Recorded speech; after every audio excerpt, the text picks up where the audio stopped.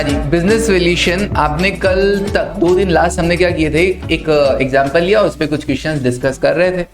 अब हम क्या करेंगे, आज हम कुछ मॉड्यूल के क्वेश्चंस ट्राई करेंगे, देखते हैं आखिर मॉड्यूल वाला भी हमारे पढ़ाई के अकॉर्डिंग कुछ क्वेश्चंस रखता भी है या नहीं रखता है ना। तो स्टार्टिंग में मैं सबसे पहले ले रहा हूँ इलस्ट्रेशन नंबर 7। इससे पहले क्या है, एक 6 क्वेश्चन है, वो भी मैंने लाइन में रख रखा है, और उससे पहले जो 5 क्वेश्चन है वो बहुत छोटे छोटे से हैं, वो बहुत छोटे छोटे क्वेश्चन हैं या कुछ अलग कंसेप्ट वाले क्वेश्चन हैं, तो उसको हम करेंगे बाद में। अभी हम 7 से स्टार्ट करते हैं। देखो हमने जो पढ़ा उसके अकॉर्डिंग क्या बोल रहा है, R limited is intending to acquire S limited by merger, okay, and the following information are available in respect of both the company. तो मुझे पहले ये बताओ, ये आर लिमिटेड ट्रांसफरर कंपनी है या ट्रांसफरी कंपनी है? ट्रांसफरर या ट्रांसफरी? ट्रांसफरी। Transferee, okay. हाँ, okay Ayshi, okay Twinkle, it is transferee company. और एक्वायर किसको किया जा रहा है? टारगेट कंपनी कौन है? Yes, so it is transferor, it is transferor, ठीक है। Transferor that is target company, जिसको एक्वायर किया जा रहा है, टारगेट कंपनी। इन दोनों के डेटास आपको गिवन है, करंट अर्निंग्स आपको गिवन है, अर्निंग्स आपको गिवन है 2.5 लाख रुपए और 90,000 रुपए। नंबर ऑफ आउटस्टैंडिंग शेयर्स आपको गिवन है, market price per share given है। पहला क्वेश्चन आपसे पूछा गया, what is the present EPS of both the companies? क्या आप अर्निंग पर शेयर कैलकुलेट कर सकते हैं? यस। अर्निंग्स पर शेयर मतलब total earnings available to equity share holder divided by number of equity share. तो प्रेजेंट ईपीएस पूछा है तो यस हम कर सकते हैं, फटाफट से ईपीएस कैलकुलेट कर दीजिए। ओके दीपिका ने कैलकुलेट भी कर दिया, it is 5 and 3, it is 5 and 3। Okay Ayushi, हाँ जी लिख देते हैं हम अपने आंसर में, ये आपके मॉड्यूल का ही क्वेश्चन है ना, तो टेंशन नहीं, इलस्ट्रेशन नंबर 7 लगा दीजिए। फर्स्ट, ईपीएस का फॉर्मूला क्या होता है सर? ईपीएस का formula earnings per share. Sir outstanding share क्यों लिखा है? आउटस्टैंडिंग मतलब जितने भी शेयर्स इश्यूड होते हैं ना एट ए टाइम, आपने कंपनी ने जितने शेयर इश्यू कर रखे हैं वही आउटस्टैंडिंग शेयर्स होते हैं, वही आउटस्टैंडिंग शेयर्स होते हैं। ओके आयशी, तो ईपीएस का फॉर्मूला वैसे क्या होता है? इतेश, इतेश मतलब earnings available to equity share holder, earnings available to equity share holder. अब इसमें एक्स्ट्रा कोई इंफॉर्मेशन गिवन है नहीं, तो मैंने यही मान लिया कि यही अर्निंग्स क्या है? Available to equity share holder है। इतेश की full form earnings available to equity share holder. Outstanding इसलिए बोलते हैं शायद क्योंकि बायबैक वगैरह होना होता है इनका, जरूरी नहीं है ना बायबैक हो, आउटस्टैंडिंग इसलिए बोल दिया जैसा एक लायबिलिटी है, इनके रिगार्डिंग पैसा देना है, simple. Okay, Itesh divide by number of equity shares, simple. तो इक्विटी शेयर्स कौन से? जो अभी भी इश्यू कर रखे हैं, ऑलरेडी इश्यूड। तो कैसे आएगा? आर लिमिटेड का, आर लिमिटेड अर्निंग्स है 2.5 lakh divided by number of shares है 50,000, तो 5 रुपए हो गया। और एस लिमिटेड के अंदर, एस लिमिटेड में अर्निंग्स है 90,000 और शेयर्स है 30,000,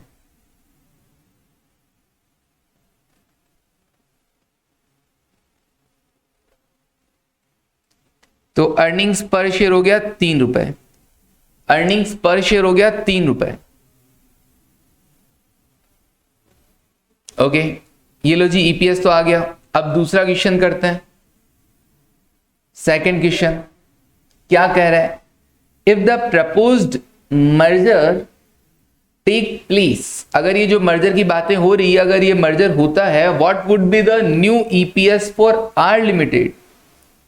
आपको आर लिमिटेड का नया ईपीएस बताना है, that means post merger EPS बताना है, पोस्ट मर्जर ईपीएस। अब सर पोस्ट मर्जर ईपीएस बताने के लिए अपने को ये पता होना चाहिए कि एक्सचेंज रेशियो क्या था, एक्वायर जो टारगेट कंपनी है उसको कितने शेयर्स दिए गए थे। तो इसके लिए इन्होंने लिखा assuming merger take place by exchange of equity share, हमने इक्विटी शेयर के बदले इक्विटी शेयर दिया। एस लिमिटेड के इक्विटी शेयर को हमने आर लिमिटेड के इक्विटी शेयर्स दे दिए हैं। And the exchange ratio is based on the current market price. Okay, exchange ratio किस पर बेस्ड होगा? करंट मार्केट प्राइस पर बेस्ड होगा। फिर आप कैलकुलेट कीजिएगा पोस्ट मर्जर ईपीएस। तो पहले तो एक्सचेंज रेशियो पता करो, फिर उसके अकॉर्डिंग ये देखो आपने एस लिमिटेड को कितने शेयर्स दे दिए, और फिर पोस्ट मर्जर ईपीएस देखो। तो हाँ जी, ओके आयुषी, हाँ जी, 0.666666 2/3 ये बोला जाएगा कि 3 के बदले 2। हाँ दीपिका, तो अपन लिखते हैं सबसे पहले तो exchange ratio based on MPS, exchange ratio based on MPS.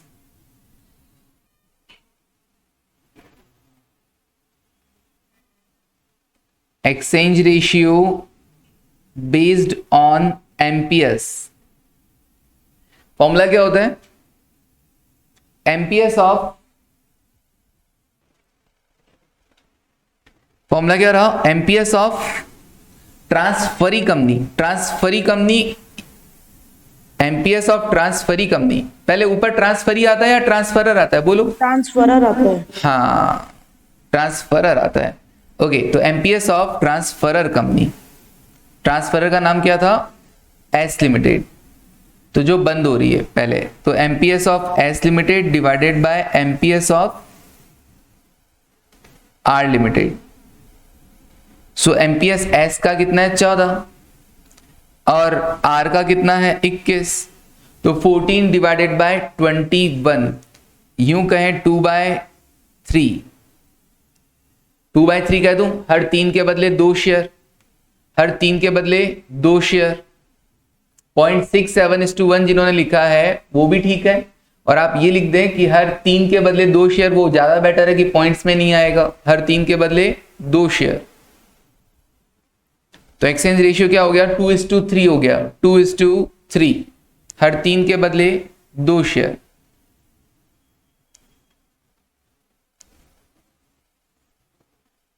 That is 2 shares, 2 shares in R Limited for every 3 shares in S Limited, for every 3 shares in S Limited।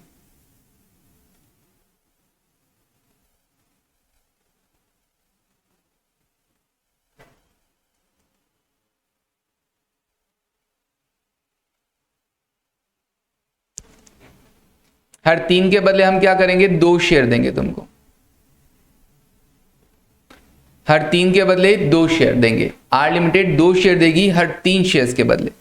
Okay, तो अब पोस्ट मर्जर ईपीएस अगर निकालना चाहो तो उससे पहले आप देख लो number of equity shares issued कितने हो गए। Number of equity shares issued to target company S limited, कितने शेयर इश्यू करोगे? मैंने कहा एस लिमिटेड के शेयर्स थे कितने सर? 30,000। हाँ जी, 20,000। Okay Ayushi, 20,000, 20,000 shares, sorry 30,000 shares, और हर 2 के बदले 3 दे रहे हो, तो आंसर क्या आ जाएगा? 20,000 शेयर्स।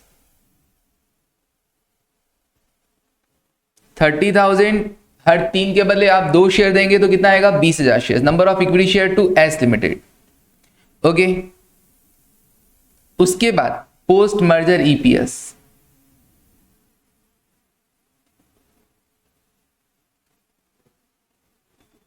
पोस्ट मर्जर ईपीएस किसका? आर लिमिटेड का। कैसे आएगा? Post merger earnings, post merger earnings divided by post merger number of shares. Okay Deepika, post merger earnings divided by post merger number of shares. Post merger earnings क्या रहेगा? कुछ लिखा हुआ नहीं है, तो 2.5 लाख और 90,000 मिलके कितना हो जाएगा? 2.5 लाख रुपए इसका खुद का अर्निंग्स था, एस को मर्ज कर लिया तो 90,000 उसका अर्निंग्स था, total earnings 340 divided by post merger number of shares. खुद का कितना था? खुद का था 50,000, खुद का था 50,000 शेयर्स, और एस को कितने इश्यू कर दिए? 20,000 शेयर्स। तो 50 और 20 70,000 शेयर्स। हाँ जी, 3,40,000 डिवाइडेड बाय 70। ओके आयुषी, कितना आया? 4.857। ठीक है, 4.857। किसी को दिक्कत है तो पूछ सकता है इसके अंदर कि सर आपने कैसे कैलकुलेट किया। अगले ने कहा बेस्ड ऑन एमपीएस, तो मैंने एक्सचेंज रेशियो ले लिया based on MPS. 14 divide by 21 मतलब हर 3 के बदले 2 शेयर। फिर एस लिमिटेड के 30,000 शेयर इशू कर रखे थे, तो मैंने कहा हर 3 के बदले 2 देंगे, तो मतलब 20,000 शेयर्स देंगे। तो अभी total earnings divide by total number of shares. Total number of shares में ये वाला ध्यान रखना बस कि आपने एस लिमिटेड को, टारगेट कंपनी को कितने शेयर्स दिए। टारगेट कंपनी के डायरेक्ट शेयर्स मत ले लेना।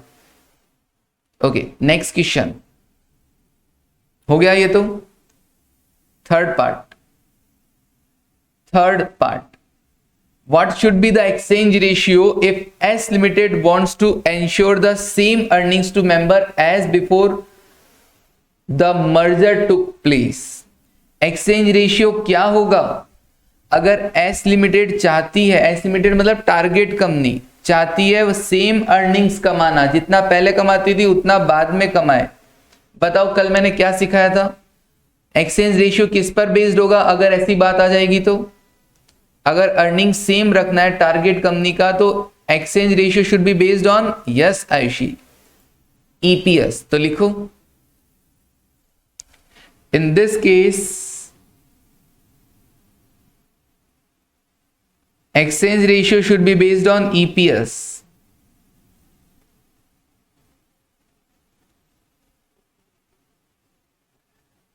Should be based on EPS so that ताकि अर्निंग्स ऑफ टारगेट कंपनी का नाम S limited, earnings of target company या earnings of share holders of target company, earnings of share holders of target company,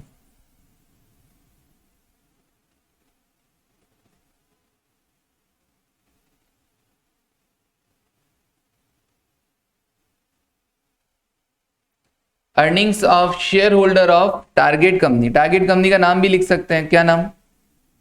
S limited will remain same, will remain same. Okay, so exchange ratio क्या होगा बोलो? exchange ratio क्या होगा? Formula क्या?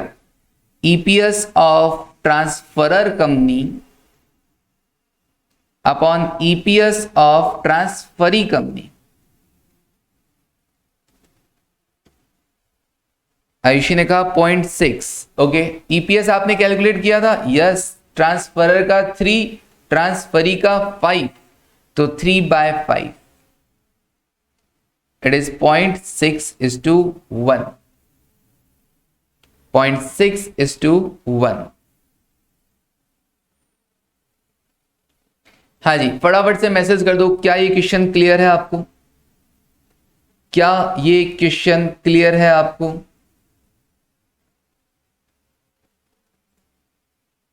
आयशी को clear है?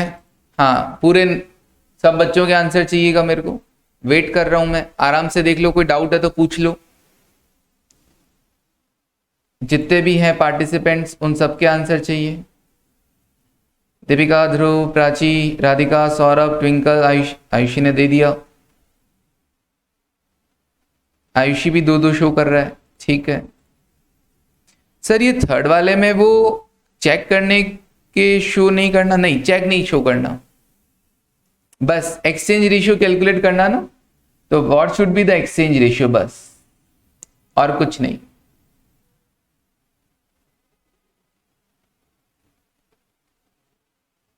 ठीक है, हाँ जी,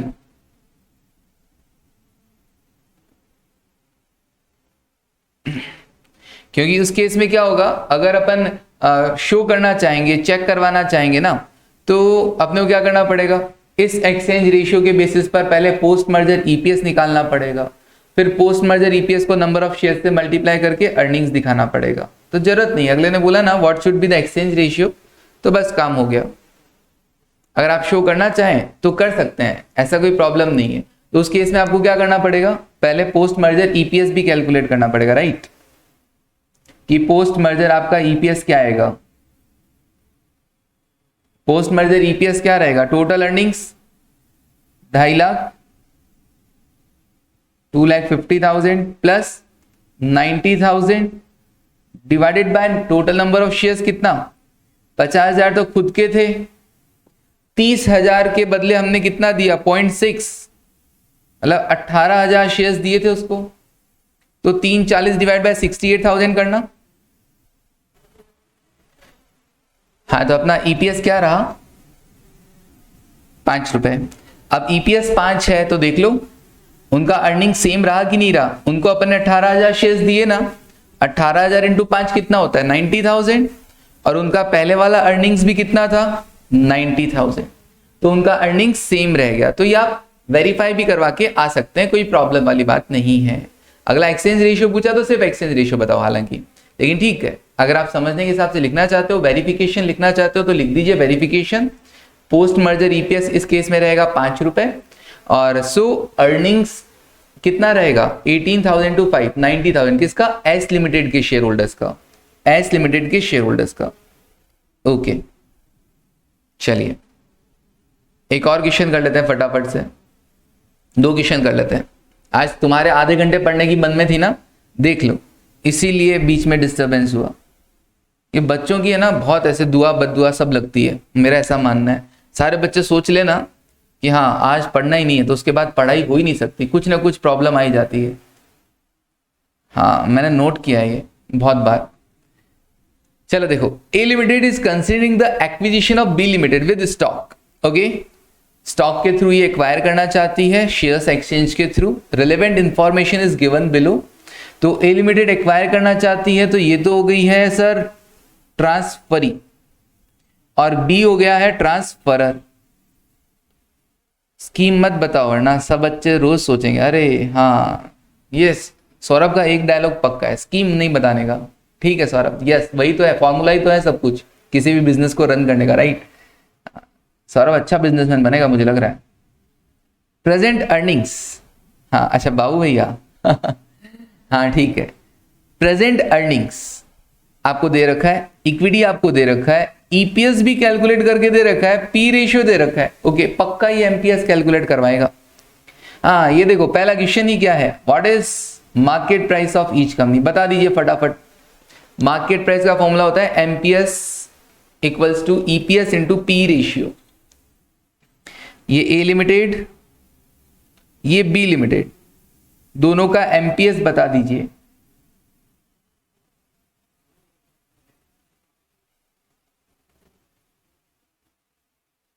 ईपीएस इंटू पी रेशियो 18.75 और 6.25। ओके, दीपिका, आयुषी और जिन्होंने भी आंसर किया, तो ईपीएस है sir 1.875 into 10 times, so it is 18.75। It is 1.25 into 5, it is 6.25। Okay,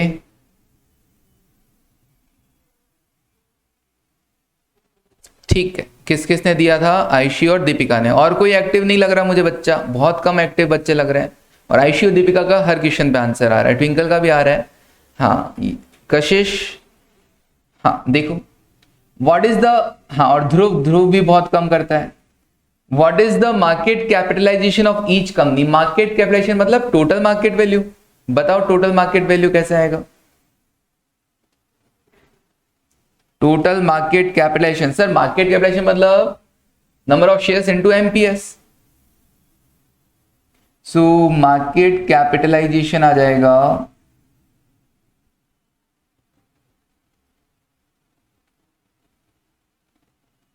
number of equity share into MPS. मुझे पता है तुम लोग नंबर ऑफ इक्विटी शेयर का वेट कर रहे होंगे।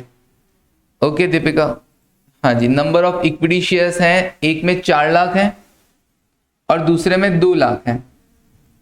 4 लाख और 2 लाख, तो 4 lakh shares into market rate है 18.75, तो ये तो आ गया कितना, 75 लाख। ठीक है, ओके, ठीक है आयशी, दीपिका अगेन। हाँ जी, बी लिमिटेड का कितना, 2 लाख शेयर्स हैं और हर एक शेयर का रेट कितना, 6.25। 2 लाख इंटू 6.25 कितना होएगा, 12.5। ओके सर, मार्केट कैपिटलाइजेशन भी हो गया। तीसरा क्वेश्चन, अगर पीई रेशियो ए लिमिटेड का चेंज हो जाता है कितना, 7.5, अभी कितना है, 10 है। ये बोल रहा है अगर 7.5 हो जाए तो मार्केट प्राइस चेंज हो जाएगा। मैंने कहा ऑब्वियसली, अभी 10 के अकॉर्डिंग मार्केट प्राइस निकाला, अभी 7.5 अगर पी रेशियो हो जाएगा तो मार्केट प्राइस तो चेंज होगा ना। तो चलो मार्केट प्राइस निकाल देते हैं ए का। Market price per share of A limited, अगर पी रेशियो चेंज हो जाए तो EPS into P ratio.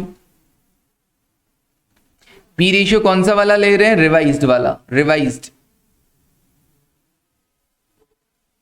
EPS 1.875 था, पी रेशियो रिवाइज्ड है 7.5 times.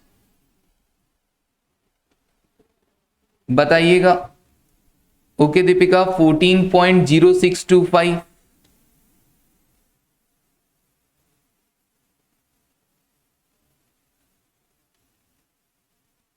Okay Deepika, Ayushi 14.0625। Fourth question, does market value of A limited change. अरे सर, जब एमपीएस चेंज हो गया तो मार्केट वैल्यू भी चेंज होगा। Yes, market value will also change. कम होएगा कि बढ़ जाएगा, बोलो, मार्केट वैल्यू बढ़ेगा कि कम होगा। सर पहले एमपीएस था 18.75, अभी एमपीएस है 14, तो ऑब्वियसली मार्केट वैल्यू डाउन हो जाएगा। Yes, market value decreases. Market value of A limited decreases,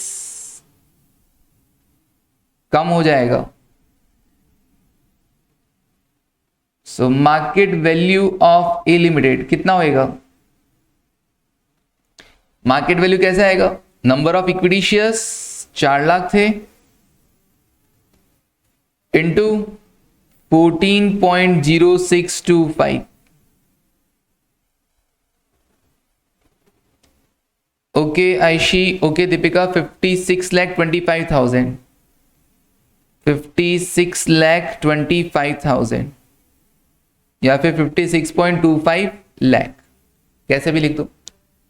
तो जो पहले वैल्यू था मार्केट वैल्यू 75 लाख, अभी वो कितना हो गया है, 56.25 लाख हो गया, मार्केट वैल्यू डाउन हो गया है। हाँ जी, नेक्स्ट एंड लास्ट आज का, what would be the exchange ratio based on market price. आप कहोगे तो थोड़ा और पढ़ लेंगे, कोई दिक्कत नहीं है। What would be the exchange ratio based on market price, बताइएगा। पहले ये बताओ, एक्सचेंज रेशियो बताना है। ओके, किसके बेसिस पे, मार्केट प्राइस के बेसिस पे। Okay, MPS of transferor divide by MPS of transferee. अच्छा, इसके लिए ए लिमिटेड का कौन सा वाला प्राइस लेना है, रिवाइज्ड प्राइस लेना है, रिवाइज्ड प्राइस लेना है, ले लेंगे। ओके, देखते हैं क्या आएगा। एक्सचेंज रेशियो,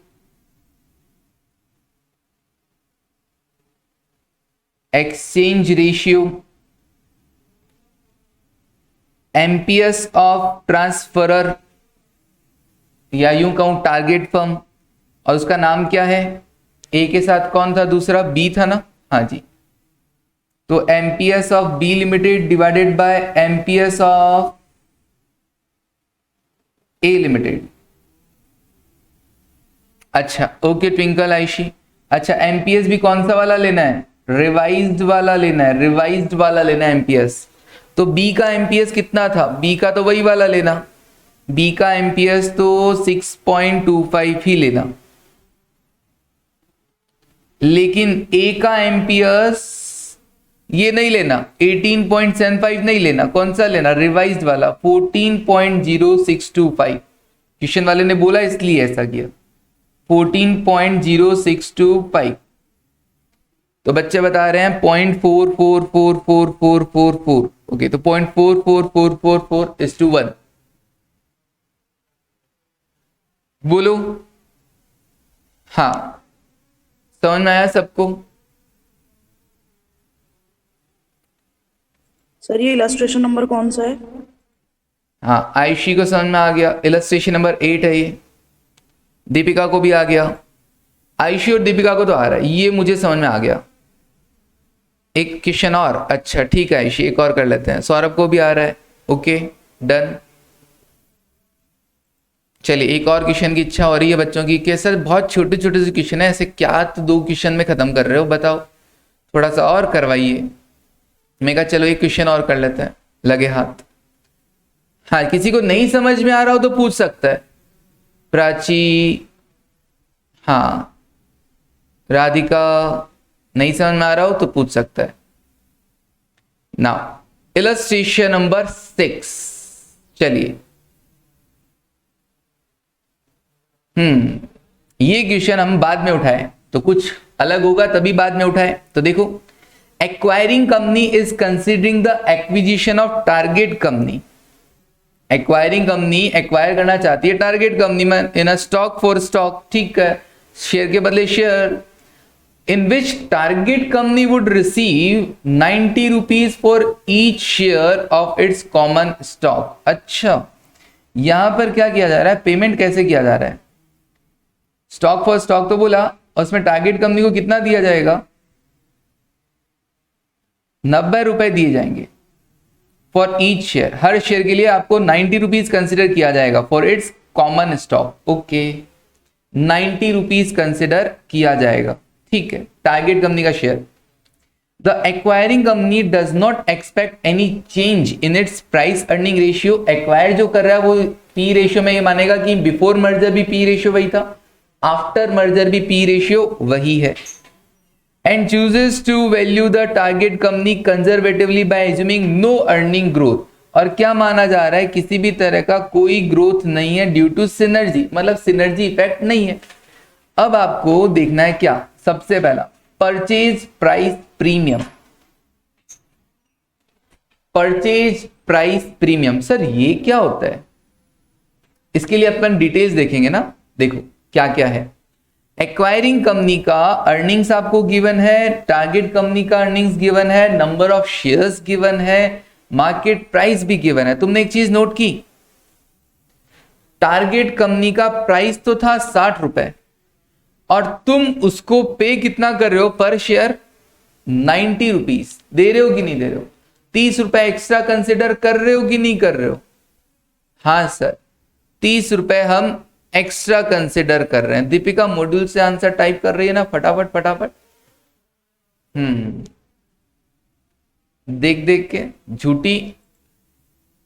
अच्छा ठीक है, हाँ 60 रुपए के लिए आप क्या कर रहे हो? 90 रुपीज पे कर रहे हो, ठीक है, कोई बात नहीं, झूठी नहीं है ना, पक्का है, गुड। 60 रुपए के लिए बंदे को आप 90 रुपीज दे रहे हो। तो पहला क्वेश्चन आपसे यही पूछा गया है, परचेज प्राइस प्रीमियम। तो अगर मैं होता ना तो आपको हो सकता है ये भी आंसर दे सकता था कि 30 रुपए हम एक्स्ट्रा दे रहे हैं, 30 रुपए पर शेयर, यस। हाँ परचेज प्राइस प्रीमियम मतलब 30 रुपए एक्स्ट्रा, बट मॉड्यूल में अपन को जैसा दे रखा है हम भी वैसा ही करेंगे। तो परचेज प्राइस प्रीमियम क्या होगा, लिख लो, purchase price premium is equals to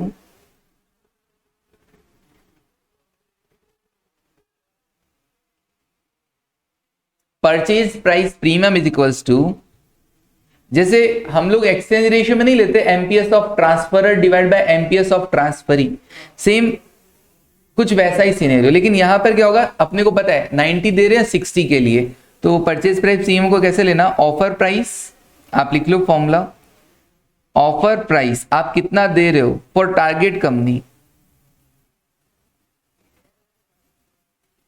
या transferor company, for target company stock divided by actually उसका मार्केट प्राइस क्या चल रहा है, एमपीएस ऑफ टारगेट कंपनी।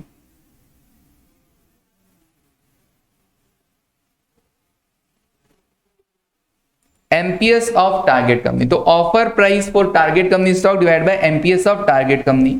तो ऑफर प्राइस था सर 90 रुपए और एक्चुअली मार्केट में रेट चल रहा था 60 रुपीज। सो परचेज प्राइस प्रीमियम क्या माना गया, 1.5 times. Purchase price premium 1.5 times. आप उसको हर 1 रुपए के लिए 1.5 रुपीज का पेमेंट कर रहे हैं। तो जो परचेज प्राइस प्रीमियम है वो 1 रुपए के लिए बताया गया। 1 रुपए के लिए आप कितना एक्स्ट्रा पे टोटल पे कर रहे हैं, 1.5 एक्स्ट्रा पे कर रहे हैं। तो इसका सॉल्यूशन याद रख के ऐसे करके आना, परचेज प्राइस प्रीमियम। इसको बाद में लेने का रीजन भी मेरा ये था, वरना पहले क्वेश्चन में अगर अपन ऐसा उल्टा पुल्टा डाल लेते हैं तो अपना कंसेप्ट हिल जाता है। ठीक है ना, ओके जी। चलिए नाउ एक्सचेंज रेशियो, हाँ ये बता सकते हैं सर एक्सचेंज रेशियो। हाँ बताएं सर, ये 1.5 है, इसका इंटरप्रिटेशन क्या होगा? हम आपके 1 रुपए के लिए हम आपको 1.5 रुपीज पे कर रहे हैं। 1 रुपए का वैल्यू हम आपको 1.5 रुपए के, मतलब आपको 1.5 टाइम्स पेमेंट किया जा रहा है। आपकी वैल्यूएशन का 1.5 टाइम्स हम वैल्यू पे कर रहे हैं आपको। हम आपकी वैल्यूएशन तो 60 रुपए थी मार्केट वैल्यू, बट हम आपको 90 रुपीज पे कर रहे हैं। दैट मीन्स हम आपको आपकी वैल्यूएशन का 1.5 टाइम्स पे कर रहे हैं। ठीक है, अब बताओ जी, बंदे ने पूछा एक्सचेंज रेशियो बताओ। एक्सचेंज रेशियो, तो मैंने कहा एक्सचेंज रेशियो किस पर बेस्ड बताऊं, ईपीएस पर बताऊं कि एमपीएस पे बताऊं? समझ में नहीं आ रहा, कुछ लिखा नहीं। तो मैंने कहा भैया जो आप पे कर रहे हो ऑब्वियसली आप मार्केट प्राइस के अकॉर्डिंग दे रहे हो, आप 90 रुपए दे रहे हो उसको, तो ऑब्वियसली उसके अकॉर्डिंग एक्सचेंज रेशियो बताओ। तो एक्सचेंज रेशियो आपको बताना है कि आप सामने वाले बंदे को एक शेयर के लिए 90 रुपए दे रहे हो। यस, ऑफर प्राइस, ठीक है ना, प्राइस पर शेयर ऑफर। तो offer price for target company stock, तो आप क्या दे रहे हो उसको, 90 रुपए दे रहे हो। 90 रुपए का वैल्यूएशन किया जा रहा है उसका, और तुम्हारे शेयर का, तुम्हारा शेयर का प्राइस क्या है, एक्वायरिंग कंपनी का शेयर का प्राइस 50 रुपए। MPS of acquiring company, MPS of acquiring company या ट्रांसफरी कंपनी, एक्वायरिंग कंपनी या transferee company, target company upon acquiring company. तो आप ऑफर कर रहे हो उसको 60 नहीं 90 रुपए, तो उसका एमपीएस 60 नहीं लेना 90 लेना, और खुद का कितना 50, उसका डिवाइड बाय खुद का 1.8। हाँ आयशी Deepika 1.8 is to 1, 1.8 is to 1। तो एक्सचेंज रेशियो क्या आएगा, हर एक शेयर के बदले हम आपको 1.8 शेयर्स देंगे। ठीक है सर, ये भी हो गया। तो ये चीज नया था, ये चीज यूनिक था। हम तो एमपीएस डिवाइड बाय एमपीएस कर रहे थे, लेकिन इस बार एमपीएस का वैल्यूएशन ही 60 नहीं, कितना करना, 90 करना उसका, टारगेट कंपनी का। ओके, अब बताओ जी, number of new share issued by the acquiring company, कितने शेयर इश्यू करें? मैंने कहा टारगेट कंपनी के शेयर्स कितने थे, 20,000। हर एक के लिए 1.8 देंगे, तो 20,000 के लिए कितना देंगे? Number of equity share issued to target company,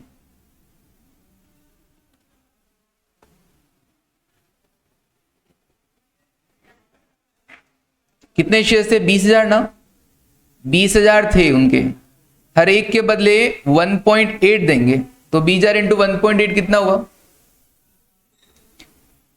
36,000। ठीक है, 36,000 shares, 36,000 shares. Okay, fourth one,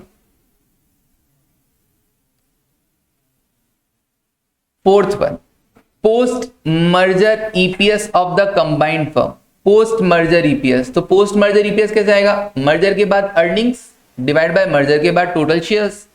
तो पोस्ट मर्जर ईपीएस देख देते हैं, पोस्ट मर्जर ईपीएस अर्निंग्स कितनी हो जाएगी सर? 2.5 लाख और 72,500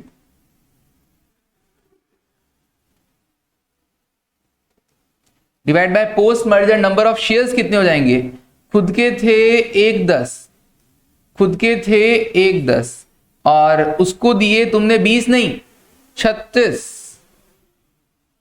तो 1,10,000 तो खुद के और 36,000 उसको इश्यू कर दिए।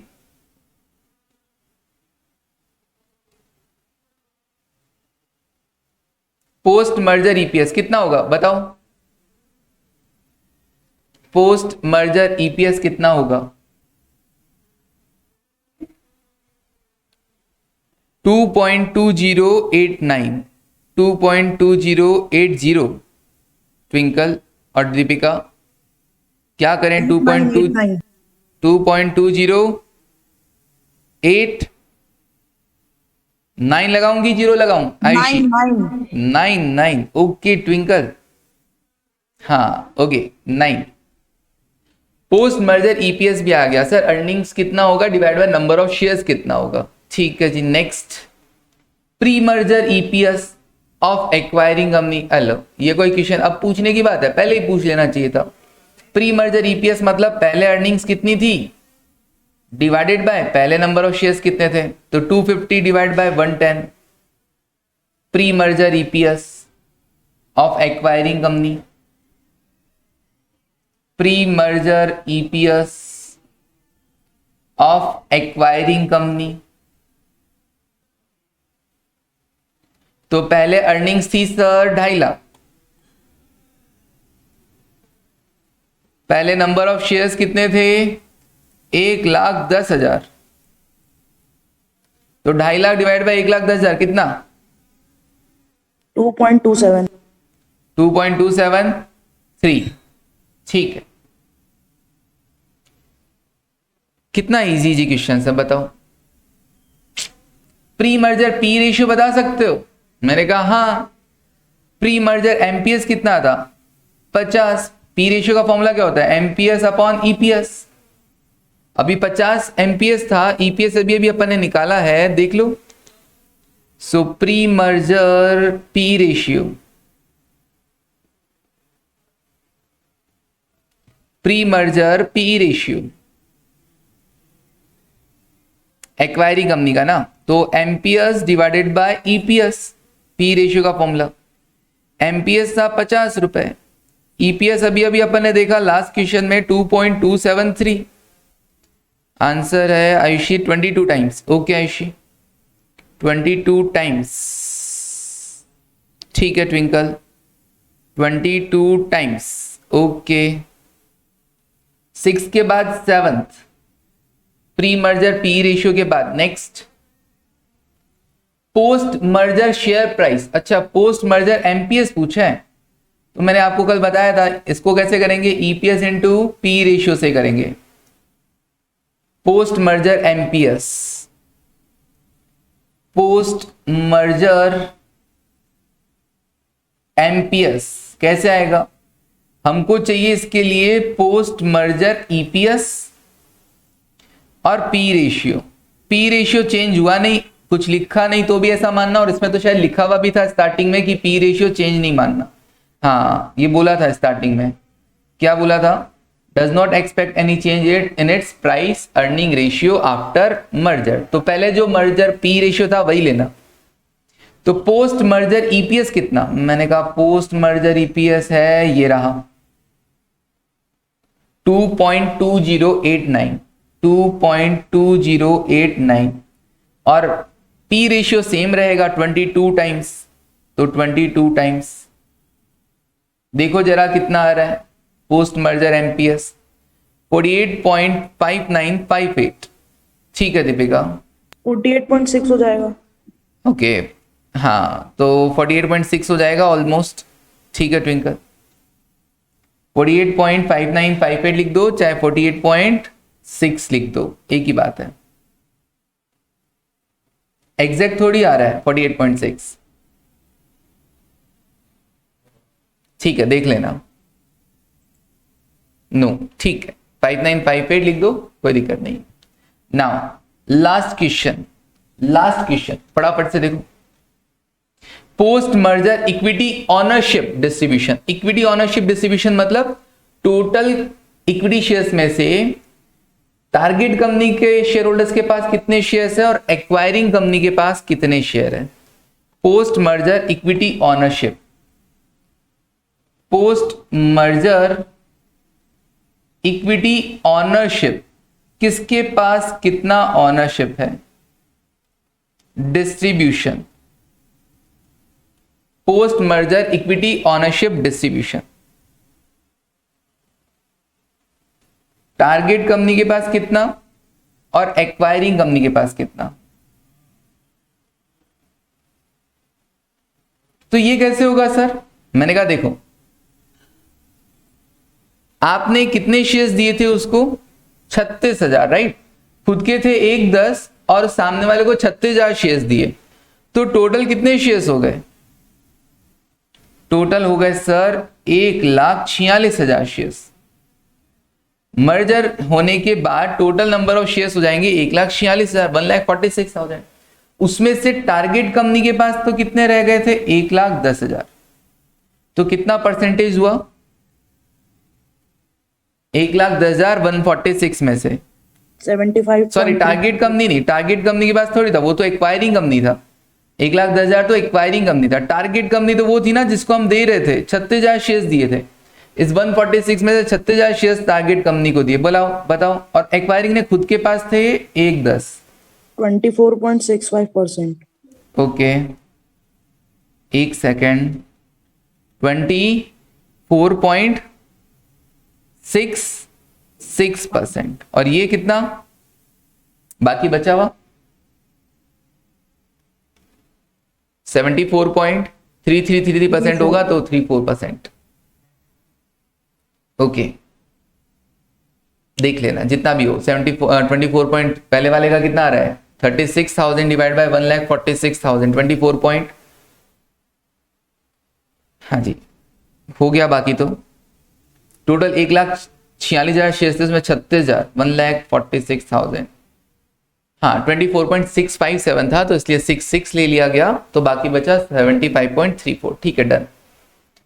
समझ में आया क्या क्वेश्चन, बोलो फटाफट से।